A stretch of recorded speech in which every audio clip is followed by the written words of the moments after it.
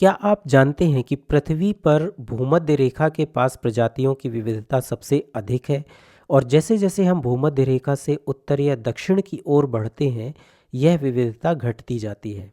क्या आप बता सकते हैं कि ऐसा क्यों है? आइए इस वीडियो में इसे समझने का प्रयास करते हैं और इसके लिए हम सबसे पहले अपने ग्रह को विभिन्न जलवायु क्षेत्रों में विभाजित करेंगे। तो ये पृथ्वी के विभिन्न जलवायु क्षेत्र हैं।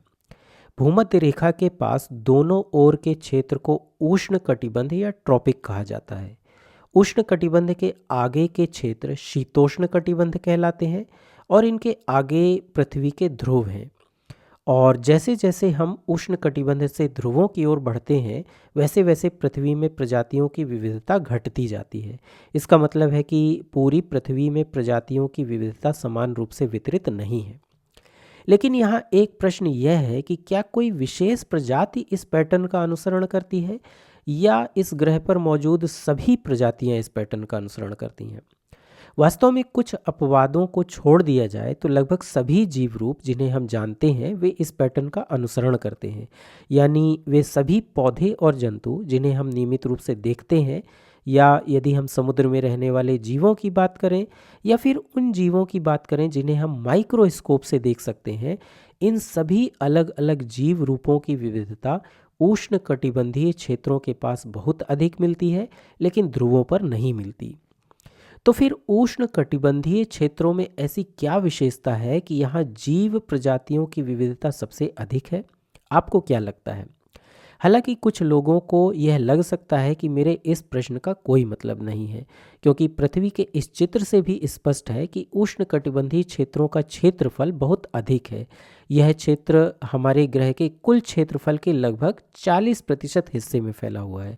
इसलिए कुछ लोग यह तर्क दे सकते हैं कि क्षेत्रफल जितना अधिक होगा वहाँ प्रजातियाँ भी उतनी ही अधिक होंगी, है ना? चलिए देखते हैं कि क्या यह वास्तव में सही है और इसके लिए हम एक उदाहरण लेते हैं। चलिए हम एक मेढक प्रजाति का उदाहरण ले लेते हैं और मान लीजिए कि यह मेढक प्रजाति भूमध्य रेखा के पास या उष्ण कटिबंधीय क्षेत्र में रहती है। अब यदि इन्हें पर्याप्त स्थान और संसाधन मिले तो ये अधिक प्रजनन करेंगे जिससे इनकी संख्या बढ़ती जाएगी। लेकिन ध्यान दीजिए यहाँ हमारा उद्देश्य किसी विशेष प्रजाति की बहुतायत या संख्या के बारे में बात करना नहीं है, बल्कि प्रजातियों की विविधता के वितरण के बारे में समझना है। यानी उष्ण कटिबंधीय क्षेत्रों में मेढकों की विभिन्न प्रजातियां अधिक क्यों हैं और उष्ण कटिबंधीय क्षेत्रों का क्षेत्रफल अधिक होना अकेले प्रजातियों की अधिक संख्या का स्पष्टीकरण नहीं है, है ना? अब पृथ्वी के इस नक्शे को देखिए जो प्रजातियों की विविधता को दर्शाता है। यहाँ जैसे जैसे रंग लाल से नीला होता जाता है वैसे वैसे प्रजातियों की विविधता घटती जाती है। यानी रंग को देखकर हम यह बता सकते हैं कि हमने अभी जो चर्चा की है बिल्कुल उसे ही यह नक्शा दर्शा रहा है। ठीक है, लेकिन चलिए अब हम कुछ आंकड़े देखते हैं। तो कोलंबिया जो यहाँ कहीं है, इस देश में पक्षियों की 1400 प्रजातियाँ हैं। यानी कोलंबिया में 1400 विभिन्न प्रकार के पक्षी देखे जा सकते हैं। अब यदि हम कोलंबिया से उत्तरी ध्रुव की ओर थोड़ा आगे बढ़ें तो यहाँ हमें अपना देश भारत मिलता है और भारत में पक्षियों की लगभग 1200 प्रजातियाँ हैं। हम जानते हैं कि भारत का अधिकांश हिस्सा उष्ण कटिबंध में आता है, इसलिए भारत में भी पर्याप्त जैव विविधता है। अब यदि हम उत्तरी ध्रुव की ओर थोड़ा आगे बढ़ें तो यहाँ हमें न्यूयॉर्क मिलता है और न्यूयॉर्क में पक्षियों की केवल 105 प्रजातियाँ हैं। इसी प्रकार उत्तरी ध्रुव की ओर थोड़ा और आगे जाने पर हमें यहाँ ग्रीनलैंड मिलता है और ग्रीनलैंड में पक्षियों की केवल 56 प्रजातियाँ हैं। इस प्रकार हम देख सकते हैं कि जैसे जैसे हम उष्ण कटिबंध से ध्रुवों की ओर जाते हैं, यानी जैसे जैसे हम उच्च अक्षांशों की ओर आगे बढ़ते हैं वैसे वैसे प्रजातियों की विविधता घटती जाती है और इसलिए इसे लैटिट्यूडनल ग्रेडियंट इन बायोडाइवर्सिटी यानी जैव विविधता की अक्षांशीय प्रवणता कहा जाता है। ठीक है, अब चलिए इस वीडियो के मुख्य प्रश्न पर वापस आते हैं। वह यह कि उष्ण कटिबंधीय क्षेत्रों में जैव विविधता बहुत अधिक क्यों है। तो ऐसी कई परिकल्पनाएं प्रस्तावित की गई हैं जो बताती हैं कि उष्ण कटिबंधीय क्षेत्रों में जैव विविधता इतनी समृद्ध क्यों है और इस वीडियो में हम इनमें से 3 सबसे महत्वपूर्ण परिकल्पनाओं या व्यापक रूप से स्वीकृत परिकल्पनाओं पर चर्चा करेंगे। तो पहली परिकल्पना यह है कि उष्णकटिबंधीय क्षेत्र समशीतोष्ण क्षेत्रों से पुराने हैं। लेकिन यहाँ प्रश्न यह उठता है कि हम ग्रह के एक हिस्से को दूसरे हिस्से से पुराना कैसे बता सकते हैं।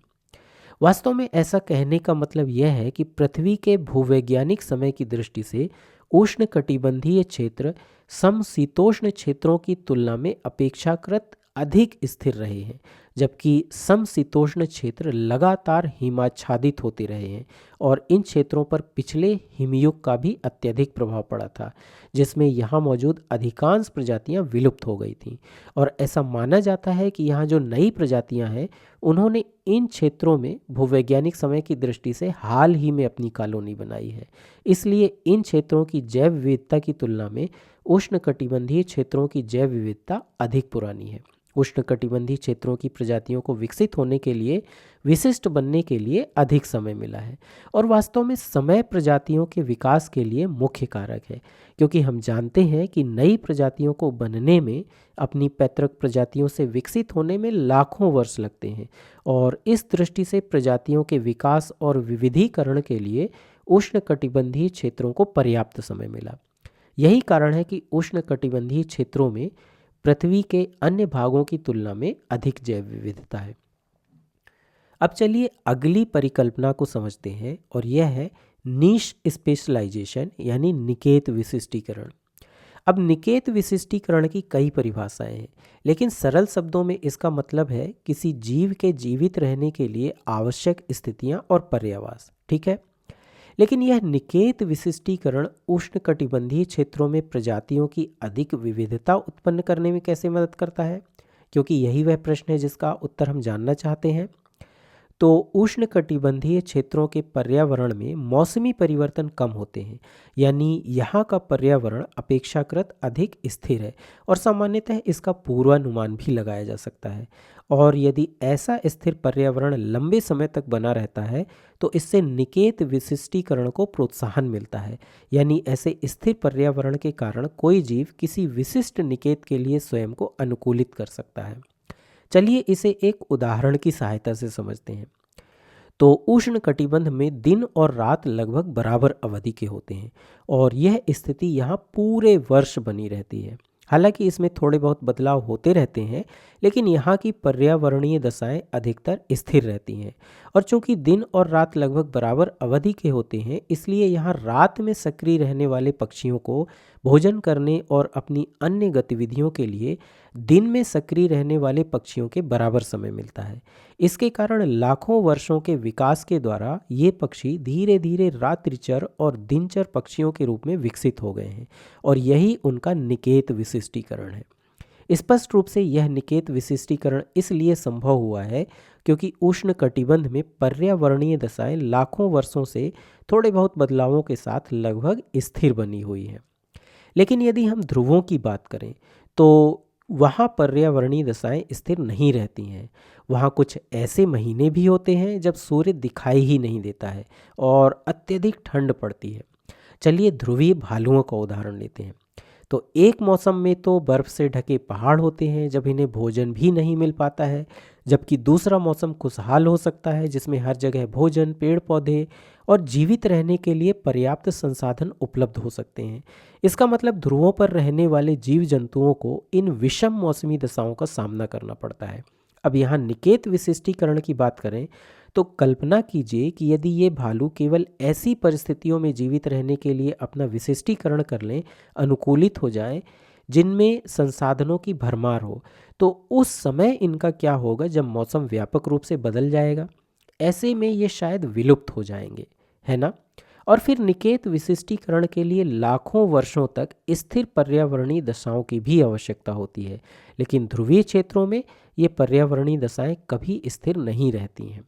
इसलिए ध्रुवों या समशीतोष्ण क्षेत्रों में रहने वाले जीवों को निकेत विशिष्टीकरण करने के बजाय हर महीने या हर बदलते मौसम में नई पर्यावरणीय दशाओं के प्रति अनुकूलन करने में अपना समय और ऊर्जा खर्च करना पड़ता है और इसलिए वहाँ प्रजातियों का विकास बहुत धीमी गति से होता है। दूसरी ओर जैसा कि हमने पहले चर्चा की है, उष्ण कटिबंध में स्थिर पर्यावरण के कारण निकेत विशिष्टीकरण संभव हो पाता है, जिससे अंततः नई प्रजातियों का विकास होता है। इससे भी स्पष्ट होता है कि उष्ण कटिबंध में अधिक जैव विविधता क्यों है। अब आइए एक अन्य प्रसिद्ध और तीसरी परिकल्पना पर चलते हैं, जिसके अनुसार हमारे सौर मंडल में सूर्य के चारों ओर पृथ्वी की स्थिति कुछ इस तरह है कि उष्ण कटिबंध अन्य भागों की तुलना में अधिक सौर ऊर्जा प्राप्त करता है, और अधिक सौर ऊर्जा मिलने का अर्थ है उच्च उत्पादकता। अब इसके बारे में इस तरह सोचिए कि यदि किसी क्षेत्र में उत्पादकता अधिक है तो वहाँ पौधों और जीव जंतुओं की वृद्धि भी तेजी से होगी। लेकिन इससे नई प्रजातियों के विकास में कैसे मदद मिलती है?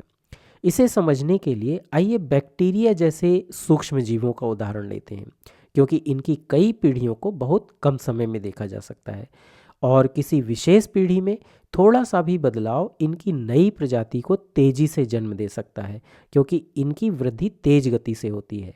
यानी इनकी कई पीढ़ियां बहुत कम समय में उत्पन्न हो सकती हैं। ठीक ऐसा ही उष्ण कटिबंधीय क्षेत्रों में होता है, क्योंकि अधिक सौर ऊर्जा मिलने के कारण यहाँ वृद्धि दुनिया के बाकी हिस्सों की तुलना में तेज गति से होती है, और यदि वृद्धि तेज गति से होगी तो कम समय में अधिक पीढ़ियाँ उत्पन्न होंगी, जिससे प्रजातियों के विकास में मदद मिलेगी।